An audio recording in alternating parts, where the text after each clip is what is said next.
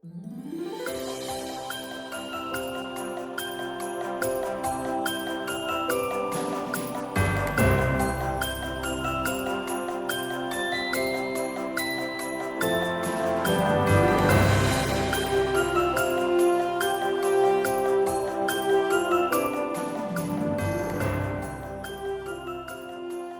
everyone. Welcome to our new podcast, Behind the Scenes with Santa and Mrs. Claus. My name is Santa Joe Moore Claus. And my name is Mrs. Claus Mary Moore. And not only are we a professional Santa and Mrs. Claus for more than 20 years. I know, can you believe it? No, hardly. But as you will see behind us, or behind Mrs. Claus, there's a lot of books, and we are also an author and illustrator. We have a YouTube channel. Yes, we do. And we have, which you may be watching right now. And we also have a Treasures by Mrs. Claus on Etsy. On Etsy, yes. And got some, we do several other things, and we have been doing Santa and Mrs. Claus, as I mentioned, for over 20 years. 20 years, yeah. And one of the things we are always asked is, what's it like being a Mrs. Claus and a Santa Claus, and what's your funniest stories? How did you start?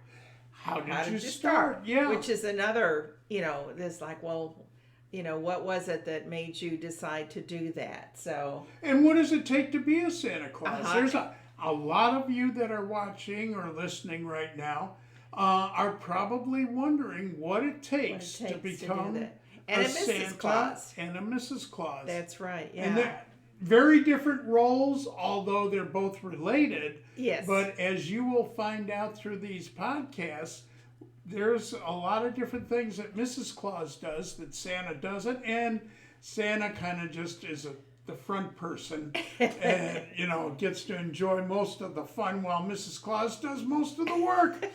But that's not always true. No. I mean, there are, as Santa said, that, he is, of course, is Santa Claus front and center. But there are things that we've done, like parades and different things that, that's a definite side by side, and we get to experience it both at the same time. Now, one of the purposes of this podcast, as I mentioned, is a lot of people ask us, well, what's it like? Yes. What have you done? How did you do it? How did you get involved in different things? And what's been your best experiences, and what's been your worst? And we've had both of those. We've had both of those, but mostly it's the best experience. I mean, it's hard to pick one or two things over the plethora of things that we have done over the years as the best thing. I mean, it just depends what you want to talk about, but we've met some wonderful people. We've been celebrated ourselves.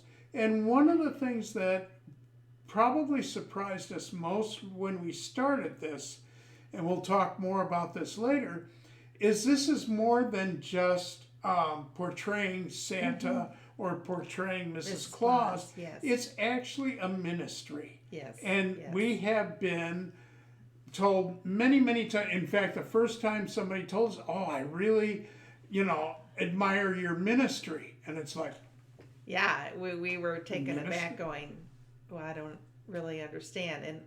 And I think one of the things that we'll touch on because of that is that when you look like him, who he has a real beard, obviously, and he keeps it all year long. In fact, because this is a little earlier in the year, it's a little shorter. But whenever we go out, he looks like Santa Claus. So that's something that we'll be talking about. But that's really kind of how that ministry is too. That people look at us all the time, and you never get to be not Santa and Mrs. Claus when you're out in public. I cannot go out of the house if I'm in a foul mood or if I'm having a terrible day and it's reflected on my face or my stature.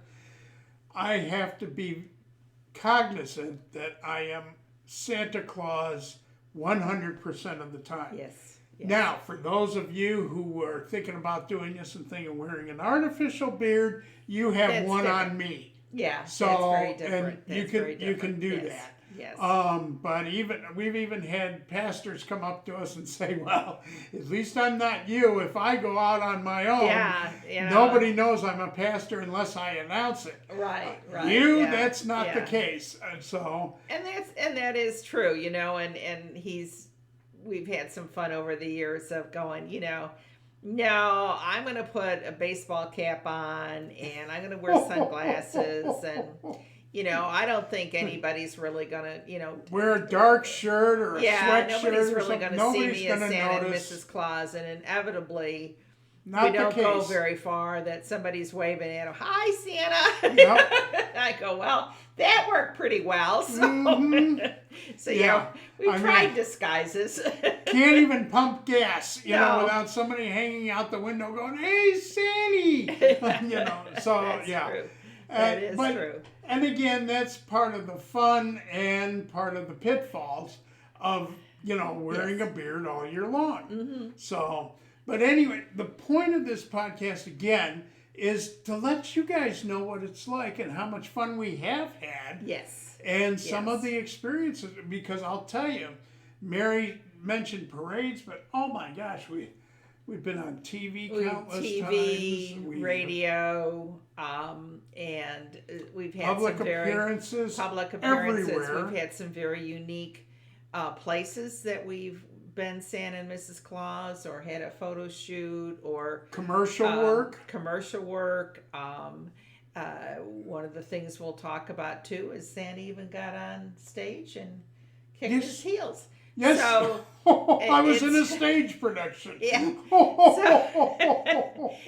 So we've really, I think that's one of the other things that, and unlike some Santas and Mrs. Clauses, we really have had a wonderful, varied experiences through the 20 years. In fact, honestly, he alone or with myself, we've never done a mall. So we've always done a different. I take exception to that. We did Tanger Mall first. But that was an outside mall, so I take that as was an outside and that was mall, our own setup. So, which we will talk about. But we've never done. We really, and not necessarily by design at first. We just kind of fell into that. But we didn't. I guess we don't follow a lot of the traditional. Yeah, roles. and I was going to say, if you're thinking of being a Santa, I would advise you to keep yourself as diversified as possible. Yeah. To allow yourself some of the wonderful experiences that we've. Absolutely. I mean, I look back at our 20 plus years. Yes. And I mean, when we were actually putting this together, we were coming up with a list of things that we had done that was unusual, or that we thought that as listeners you would like to hear about, and go, well, how'd you get that? And a lot of the times, or in fact, probably all of the time, it was just a matter of being in the right place at the right time. Correct. And of course, getting yourself out there and letting yourself be open to new ideas and different possibilities. Because I'll tell you, the more things you allow yourself to be, the more things you'll become. And now my God, we came up with a list of over 40 things to do for this podcast. Yes. And that's just talking about individual episodes. Some of these things, like our first couple episodes about how we got started, is going to take a couple episodes to explain. And, to really cover the ground and give you a good feel for how we came about and did this. And it is true, because he didn't just wake up one day and just out of the blue with no background just say, oh, I want to be Santa Claus today. So that grew out of other things that we'll get into. And if it hasn't happened to you already, those that are thinking about being Santa, you've probably been approached at some point in time and said, are you Santa Claus? and that's all it takes. Yeah, that's true. Well, that is true. That is true. I mean, once that bug bites, Yeah, it bites hard, and you're infected for life. Yes. So yes. I mean, and as much as as we've said, we've done this for over 20 years. I'm hoping that the good Lord graces me and allows me to do it still another 10 or 15 years at least. Yes. So yes. because every year is a new fun time, and we're still experiencing new experiences and doing different things that we've never done before. I would have to say that. I mean, every year has been different. We've never repeated exactly what we did the year before. No, we've never done that. It's always had new opportunities, new experiences. So yes, and lots of things that we've done, we've said, well, I don't know that I'd ever want to do that again. Now that's true too. And there are some things we did for years, and we just said, okay, enough of that. And we want to move on to something else. And, yes. And plus, we've kind of bounced over the country ourselves. I mean, we started this in California, then we went to Michigan, then we went to Tennessee and lived there for, over a decade. And we now are in Alabama, in northern Alabama. And we love it here. Yeah, absolutely love it. This is a new location for us. So we're, again, new places, new opportunities, new people. And that's true. Every place we've lived has afforded us new opportunities that we didn't have before. No. And it may just be because of the geographics we're at. Could be. Or it could be the fact that we've had opportunities that weren't, there were things we did in California, like commercial work and that kind of, which is much easier to do in California than it is to do in Alabama.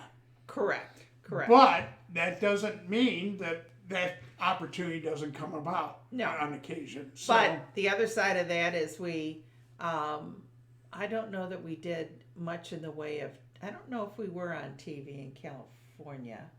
I don't know that we were. Not nearly as much as but Tennessee. But we certainly were a lot in Tennessee. In fact, we were in the 3 major channels often.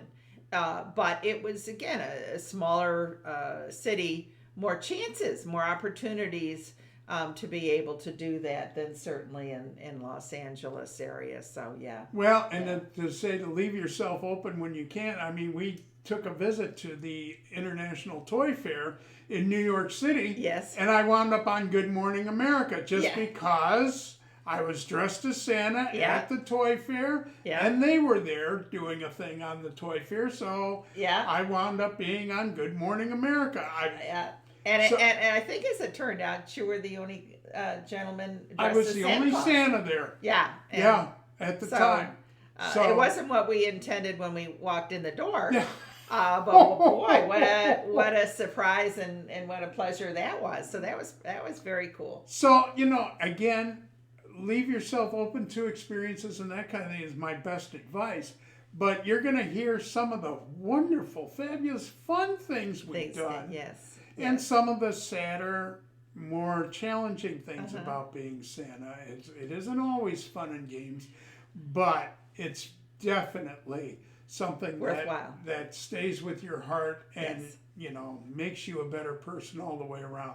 So I hope you continue to join us on these adventures and our journey. We'll talk about and our journey. Yes. And we'd love to hear from you. Yeah. We have a website which is linked to this. We have different things that you can communicate with us and let us know what you'd like to hear about, what you've experienced. Absolutely. I mean, we're going to be and we're doing this twofold. This is going to be both audio as a strict podcast, but we're also doing the YouTube, so you can see us visually as well.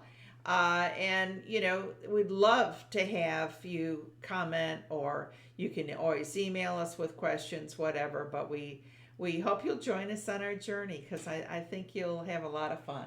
And if you're at all interested in doing it, you're going to learn a lot from us as far as like costuming and presentation and marketing and so on.